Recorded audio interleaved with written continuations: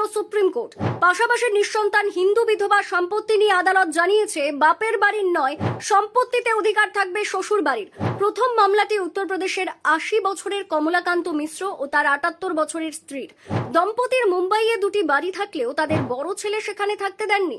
২০০৭ সালের maintenance and welfare of parents and senior citizens অ্যাক্টের আওতায় ট্রাইব্যুনালে মামলা করেন তারা। ট্রাইব্যুনাল নির্দেশ দেয় ছেলেকে বাড়ি ছাড়তে হবে। তবে ছেলে বম্বে হাইকোর্টে গিয়ে দাবি করে তিনিও সিনিয়র সিটিজেন, তাই উচ্ছেদ করা যায় না। কিন্তু সুপ্রিম কোর্ট সেই রায় খারিজ করে জানায় মা বাবাকে না দেখলে ছেলে মেয়ের তাদের বাড়িতে থাকার অধিকার নেই।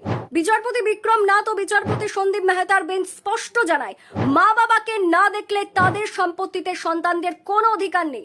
মা বাবা চাইলে ছেলে মেয়েকে বাড়ি থেকে বের করে দিতে পারেন। এই সংক্রান্ত রায় দেওয়ার পূর্ণ ক্ষমতা ট্রাইব্যুনালেরই আছে। আদালতের নির্দেশ ৩০ নভেম্বরের মধ্যে ওই ছেলেকে বাড়ি ছেড়ে দিতে হবে এবং সে বিষয়ে হলফনামা জমা দিতে হবে। শীর্ষ আদালতের পর্যবেক্ষণ, এই রায় সমাজে এক